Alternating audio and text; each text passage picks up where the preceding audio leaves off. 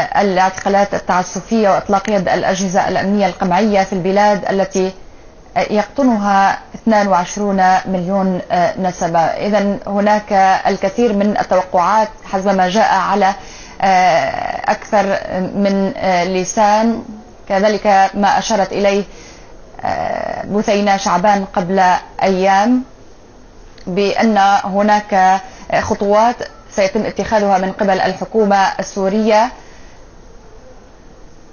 نتابع الآن إذن جلسة البرلمان في دمشق لنتحول إلى هناك مباشرة. الرئيس الأسد هو القائد العربي ليس لسوريا وحسب، بل للوطن العربي من محيطه إلى خليجه، وسوريا ستبقى بفضل سيادته قلب العروبة النابض أبدا بالأمل والحياة.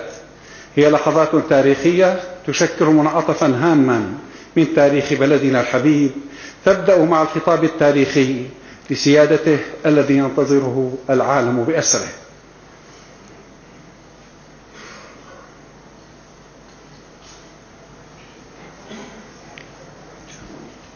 أهلا بكم سيادة الرئيس.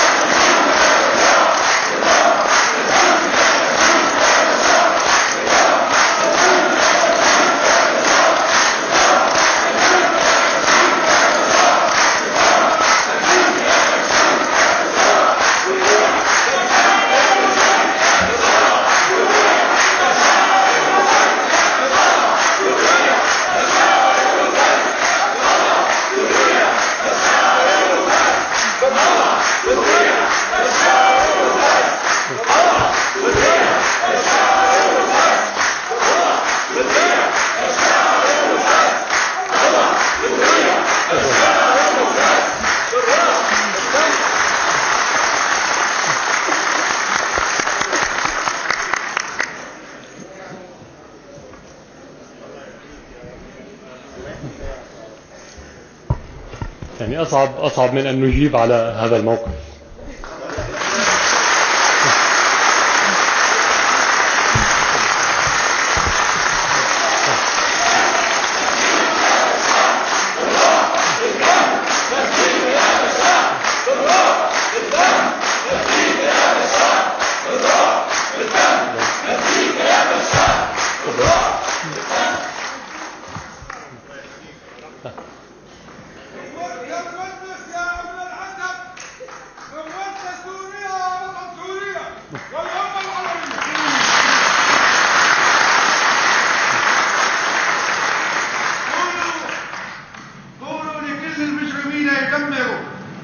فليقتلوا فليسلبوا فليقهروا، هيهات تفنى عمة قواتها، اسم العروبة كل ذئب تنعر.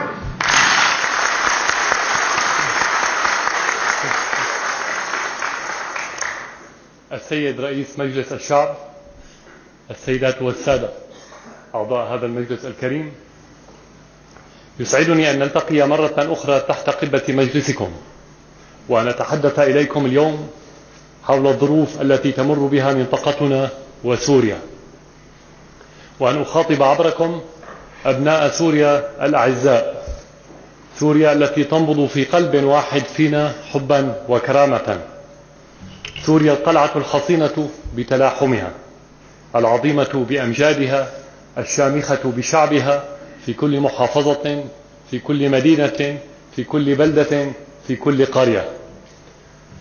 أتحدث إليكم في لحظة استثنائية تبدو الأحداث والتطورات فيها كامتحان لوحدتنا لغيريتنا. هو امتحان تشاء الظروف أن يتكرر كل حين بفعل المؤامرات المتصلة على هذا الوطن، وتشاء إرادتنا وتكاتفنا وإرادة الله أن ننجح في مواجهته في كل مرة نجاحا باهرا يزيدنا قوة ومنعة.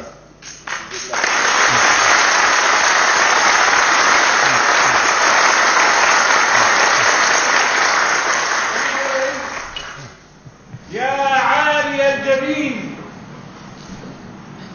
يا صامدا في كل حين رحيما للمحسنين والمخطئين.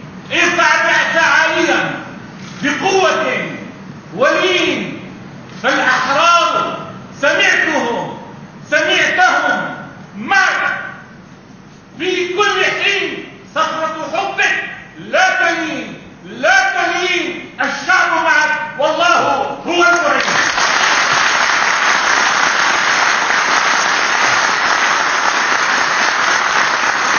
من ينتمي للشعب السوري دائما رأسه مرفوع إن شاء الله.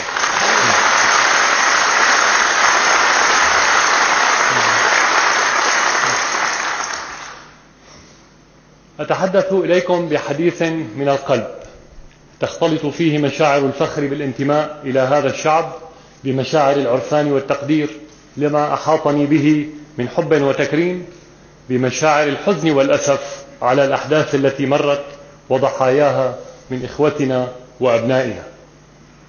وتبقى مسؤوليتي عن السهر على أمن هذا الوطن وضمان استقراره الشعور الملح الحاضر في نفسي في هذه اللحظة.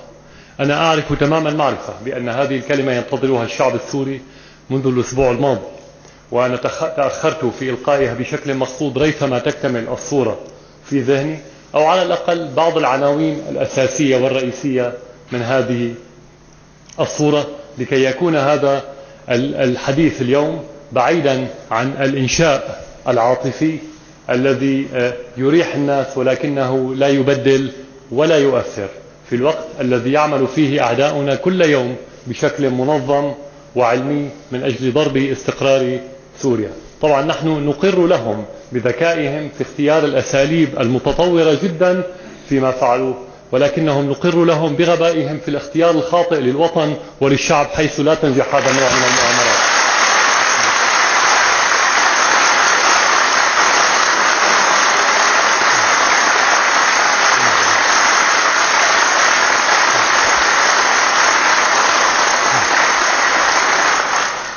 لبيك يا سيادة الرئيس بشار الأسد.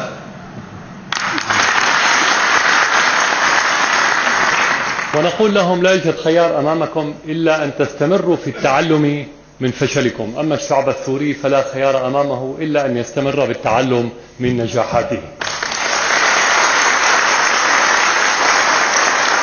ولا يخفى عليكم أيها الإخوة التحولات الكبرى التي تحصل في منطقتنا منذ أشهر، هي تحولات كبرى وهامة وستترك تداعياتها على كل المنطقة من دون استثناء، ربما الدول العربية وربما أبعد من ذلك، وهذا الشيء يعني سوريا من ضمن هذه الدول.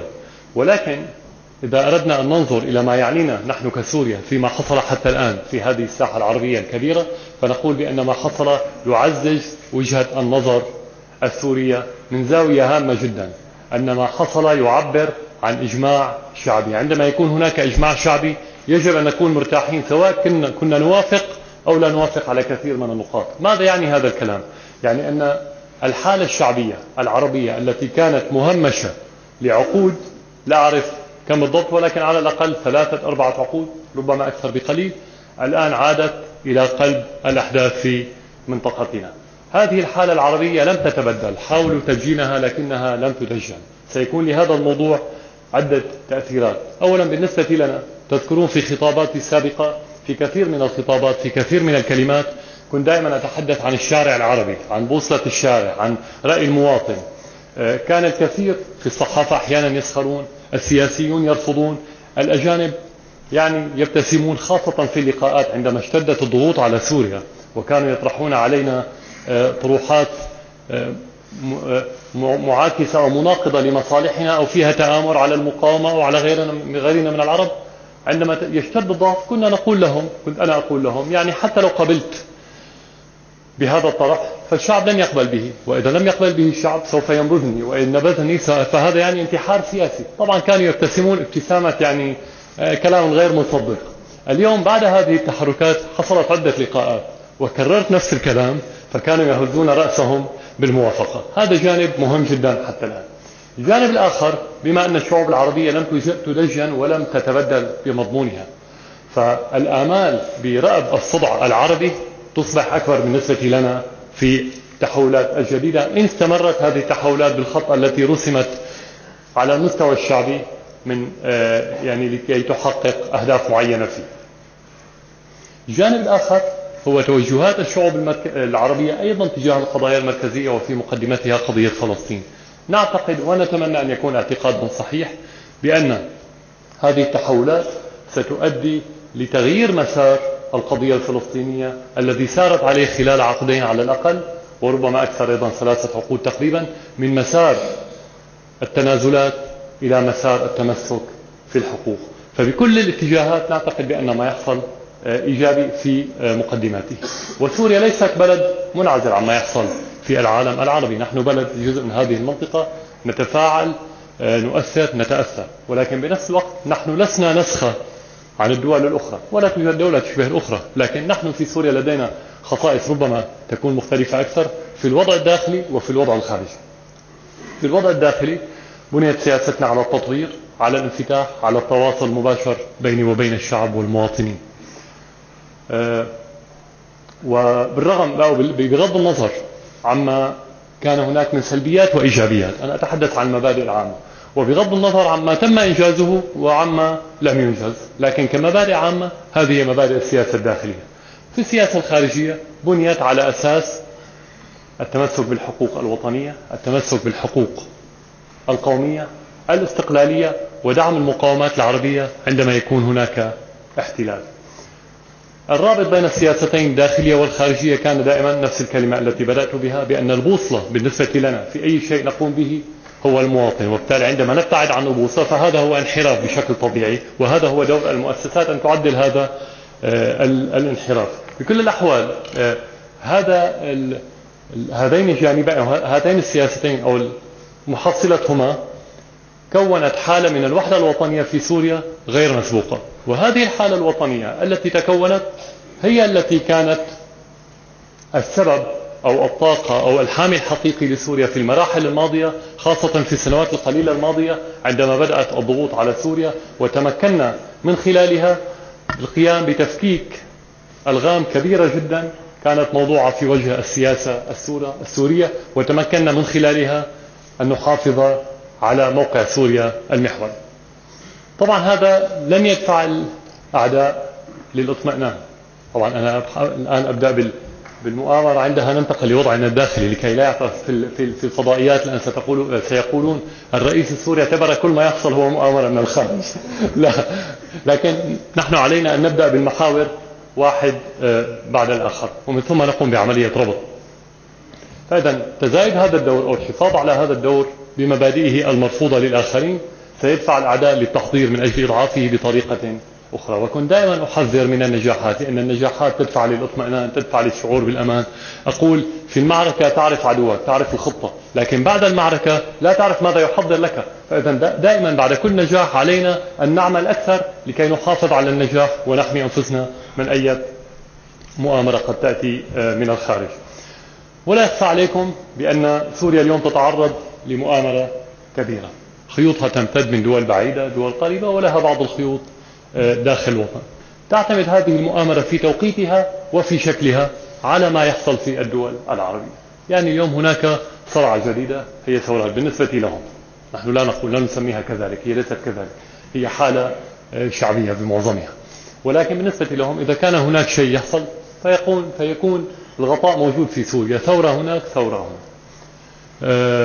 إصلاح هناك، إصلاح هنا، الحرية، الشعارات، الوسائل كلها نفسها. وبالتالي إذا كان هناك فعلا دعاة للإصلاح، وكلنا أعتقد دعاة للإصلاح، سنسير معهم من دون أن نعرف ما الذي يجري حقيقة. لذلك قاموا بالخلط بشكل ذكي جدا بين 3 عناصر. أنا أعرف بأن معظم الشعب الآن الذي يسمعنا بشكل مباشر وأنتم تمثلونه نعرف كثير من هذه التفاصيل، ولكن أريد أن أدخل بها مرة أخرى لكي نوحد المفاهيم بالمعلومات الموجودة حتى الآن، ربما هناك أشياء تظهر لاحقا. فقاموا بالخلط بين 3 عناصر: الفتنة، الإصلاح، والحاجات اليومية. يعني هناك ناس، معظم الشعب السوري يدعو للإصلاح، كلكم إصلاحيون،